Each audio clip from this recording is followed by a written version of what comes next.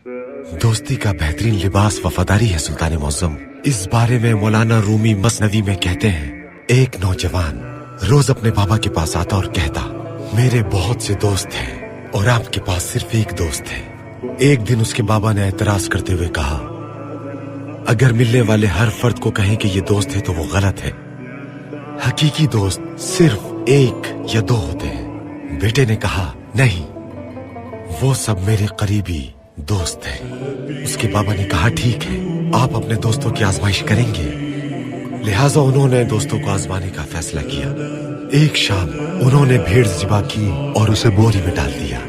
बाप ने अपने बेटे से कहा, अब ये बोरी अपने कंधे पर टांगो और अपने दोस्तों के पास जाओ। बोरी से ऐसे खून टपक रहा था जैसे उन्होंने किसी शख्स को मारकर बोरी में डाला हुआ हो। नौजवान ने बोरी उठाई और अपने सबसे करीबी दोस्त के पास गया। उसके दोस्त ने खून आलूद बोरी की तरफ देखा। नौजवान ने कहा, मुझसे कत्ल हो गया है, मेरी मदद करो। उसके दोस्त ने उसके मुंह पर तेजी से दरवाजा बंद कर दिया। नौजवान एक एक करके तमाम दोस्तों के पास गया और तमाम दोस्तों ने भी एक एक करके दरवाजे बंद कर लिए।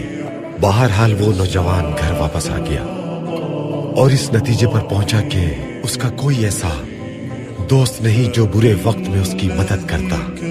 उसके बाबा मुस्कुराए और कहा कि अब मेरे दोस्त की बारी है। जाओ और मेरे दोस्त से कहो कि तुमने एक शख्स को मार दिया है, देखो वो क्या करेगा।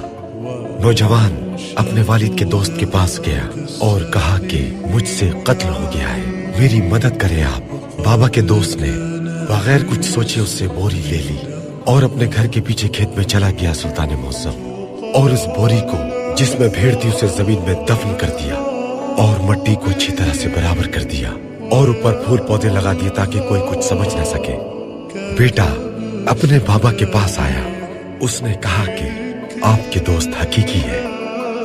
उसके बाबा ने कहा कि अभी फैसला मत करो, कल तुम मेरे दोस्त की तरफ जाना और उससे लड़ना, उसके साथ मार पीट करना, तब हम समझेंगे कि हकीकी दोस्त क्या होता है।